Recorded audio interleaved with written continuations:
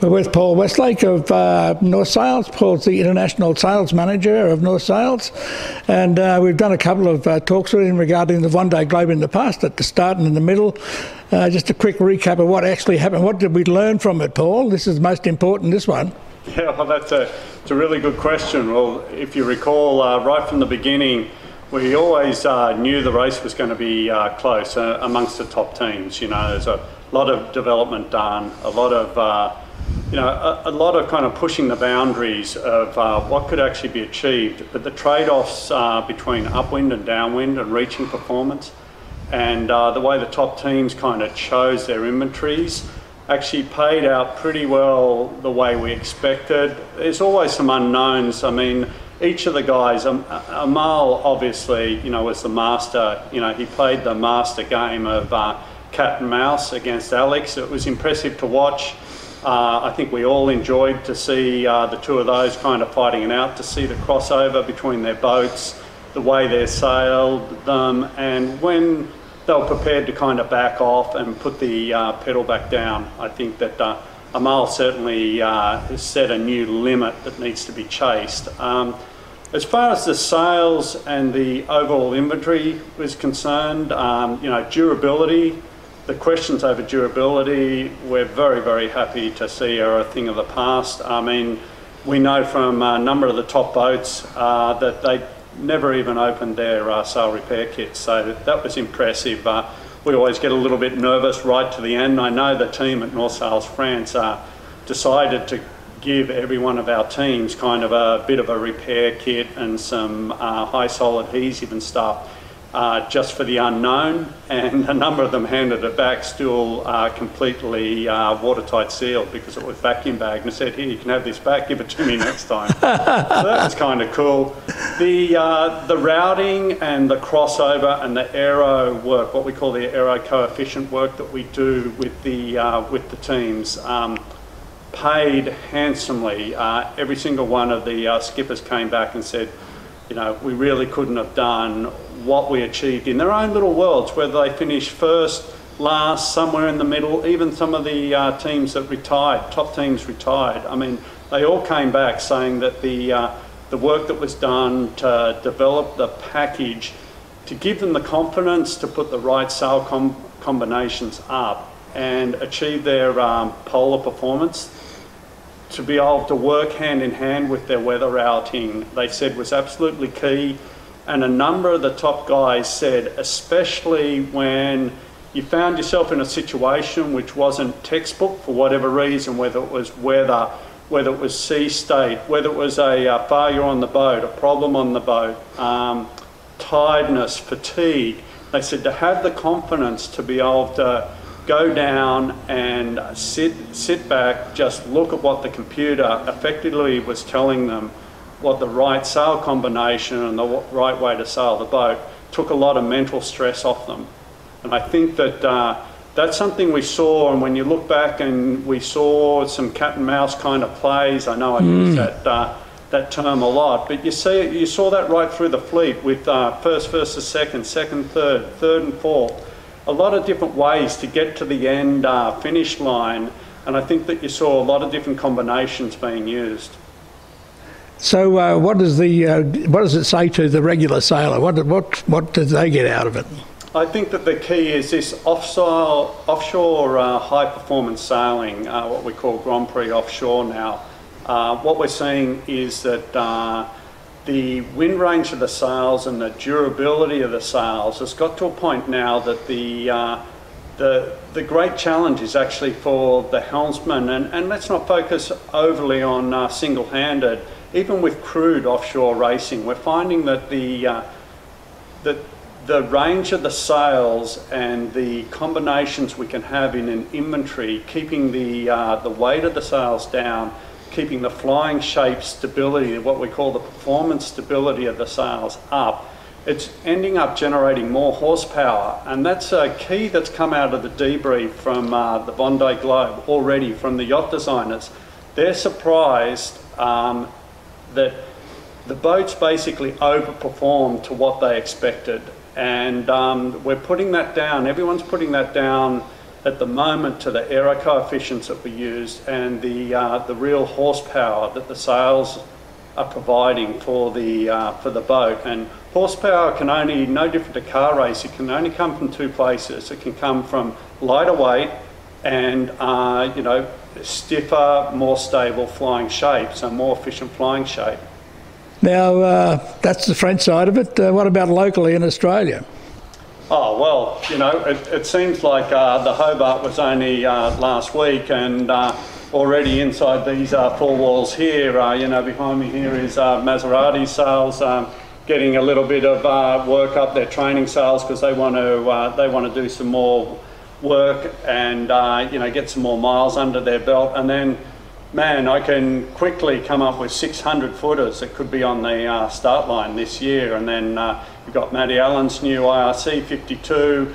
You know, you've got a lot going on in for the Hobart. So I think that that's going to be a real focus this year, because I think that what Belly did with Loyal, you know, was fantastic. Yeah. It really showed that if you just keep chipping away and pushing away, you know, good things can come. Obviously, incredibly disappointing for Wild Oats and, you know, for the Oatley family, especially with Bob's passing. But they'll be back. They'll be back stronger than ever. I know those guys. They'll be pushing to the nth degree.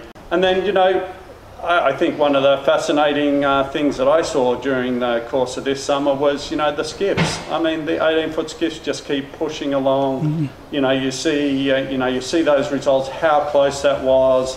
You know, pile-ups at marks. I mean, you know, the industry's in a really good place right now. Performance sailing is really kicking along here in Australia.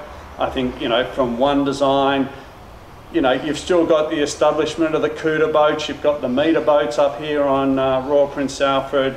Wednesday afternoon racing, twilight racing. I mean, it's all happening. It's happening in a big way. Multi-hulls coming into Australia.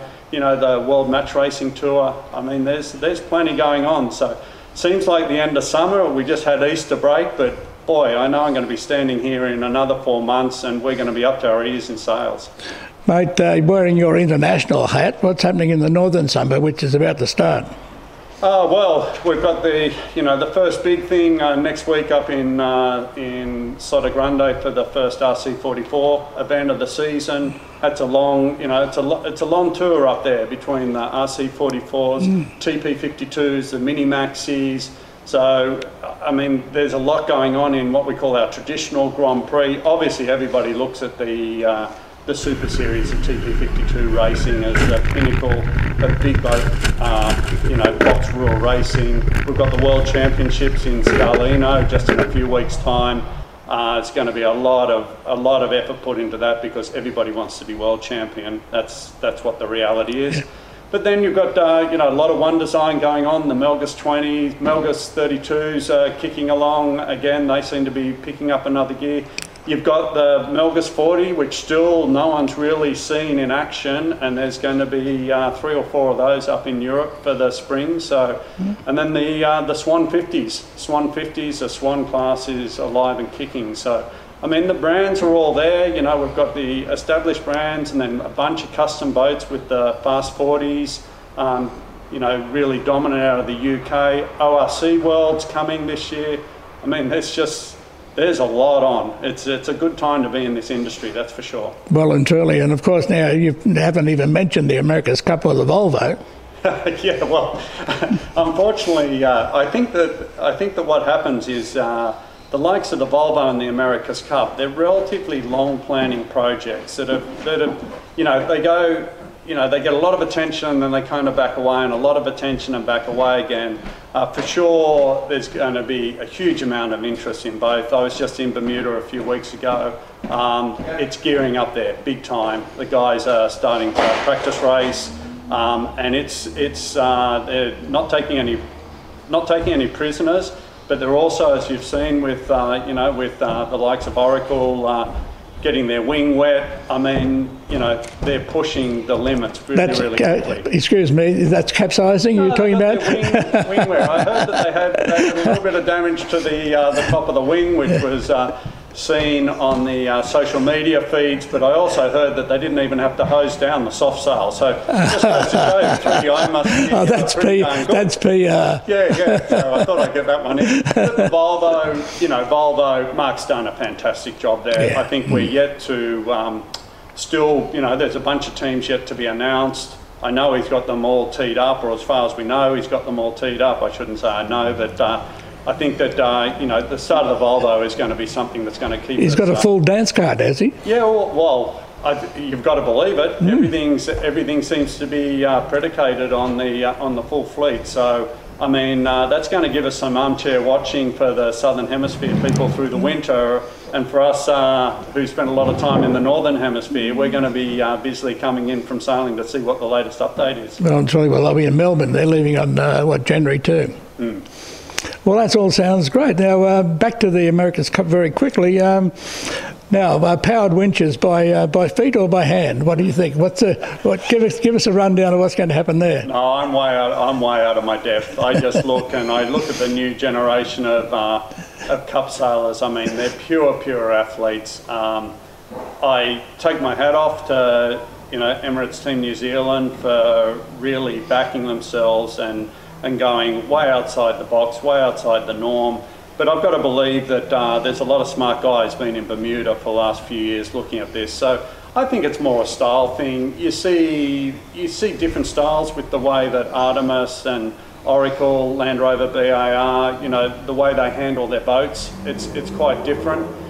Just watching them in Bermuda, and I think once the Kiwis turn up, I think I read last night, didn't I, that they're going to join the next round of official racing on the 25th next week. So I'm sure there'll be a lot of us, myself included, absolutely, to see how they actually stack up, because so far it looks like Oracle and Artemis have been pretty dominant, but it has been windy. So I expect that teams, like the likes of Land Rover, BAR probably just aren't in that setup with their foils and everything at the moment. So, it's going to be a long summer up there for those guys too. So we'll all be watching it with interest. Yeah, from what I've seen though, it's quite interesting. A lot of boats are bow down when there's only really one bow up, which is the New Zealand boat. So. Yeah, well, I think the same thing, Geoff. I think until you get them in the same conditions alongside each other, let's see how they actually look and how they look through the water, because when they're doing these speeds, they're doing over 40 knots on this, this reaching leg off the start to that first mark. Yeah. That's well known. There's no secrets on that. I mean, you've got some anxious moments. You better make sure whatever your attitude is, it's the right attitude. Well, truly. Well, look, it seems to be a good rundown now, Paul, of what's been going on. Thank you for that. It looks like it's going to be a great summer in the Northern Hemisphere. And, of course, with the America's Cup in June, well, we're all looking forward to that. So maybe we can revisit sometime around about that time. Yeah. Oh, no, absolutely. Yeah, it's going to be a summer of fun up in the Northern Hemisphere, that's for sure. But you've got, before you know it as well, I know, we've got Hamilton Island around the corner, on this East Coast circuit.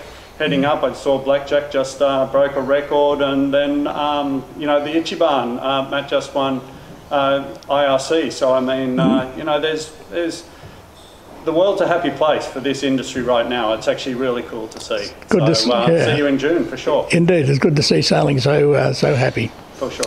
Thanks, mate. Thanks, Geoff.